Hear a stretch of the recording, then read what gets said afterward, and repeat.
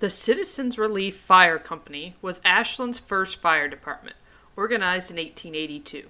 The first fire station was located on 2nd Street near the intersection of Orange Street. William G. Stubbs was the first chief of the volunteers. He was followed by P.A. Myers of the esteemed F.E. Myers and Brother Company, who served as chief for 30 years. Nathan Strauss, Henry Schultz, and Charles L. Clark succeeded as chiefs. All of them were unpaid for their work. It wasn't until Paul R. Soules Sr.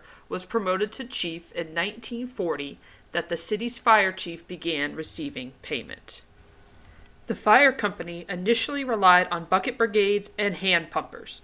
They obtained their water from cisterns located around town.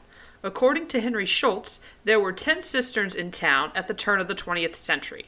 In the 1890s, volunteers were alerted by the ringing of a bell, but had to wait for a drayman or hauler to show up with the vehicle. The driver received $5 for pulling the upright, nickel-plated boiler and pump, and around $2 for the hook and ladder. Water was kept relatively warm in the boiler. The city bought a team of well-trained horses, Bill and Dave, to haul the hook and ladder in 1903. They answered their first call on February 18, 1903, when the Opera House was partially destroyed. Dave died in 1905 and was replaced by another horse. This picture shows E.B. Hettinger driving the hook and ladder alongside Chief Schultz and 3 other unidentified men. The truck is being hauled by horses Frank and Bill, who served alongside one another for 14 years. By 1929, the fire department had grown substantially in size, consisting of a chief, assistant chief, 4 men, 4 drivers, and 75 call men. Drivers were the only fully paid men. They worked 24-hour shifts, assuring there were always 2 men on duty. Call men often slept at the station, staffing the station with 8 men overnight. The department was also more advanced with 3 fire trucks: a white triple combination truck purchased in 1919, a Packard truck purchased in 1923, and a Seagrave triple combination truck purchased in 1927. The Seagrave was purchased in Columbus from a Seagrave dealership. It was one of 90 full-service pumpers of its kind built in the 1927-1928 cycle and was the 3rd motorized vehicle owned by the department.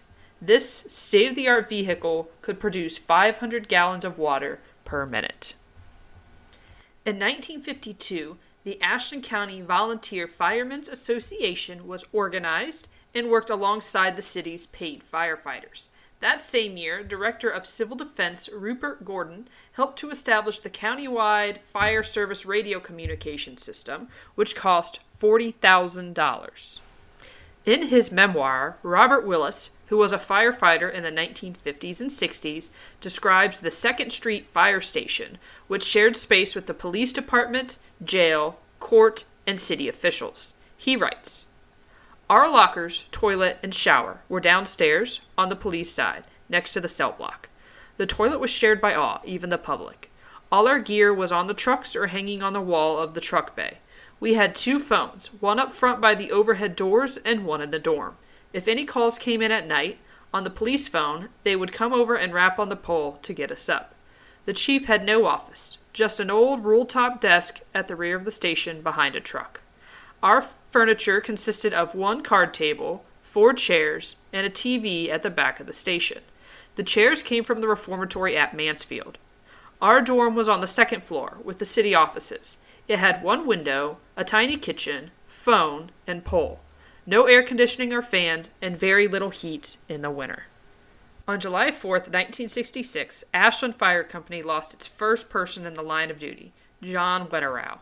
He is by some accounts the only Ashland firefighter to be killed in the line of duty.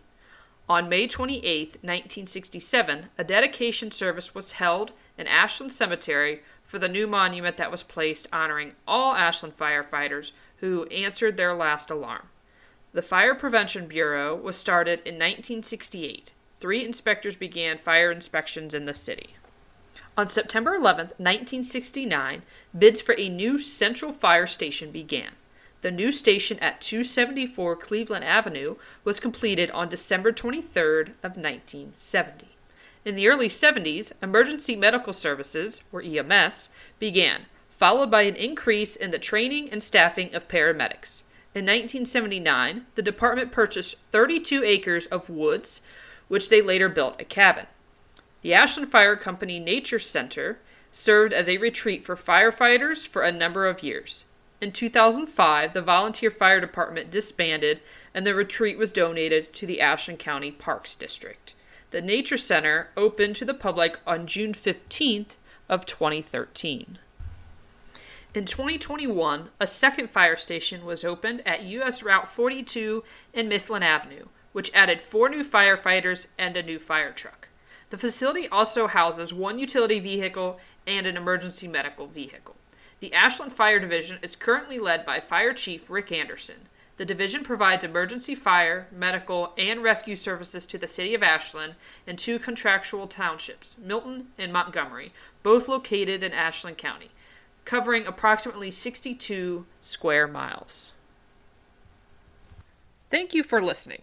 Be sure to subscribe to our YouTube channel to continue learning more about Ashland County's history. As always, we invite you to come be a part of history at the Ashland County Historical Society.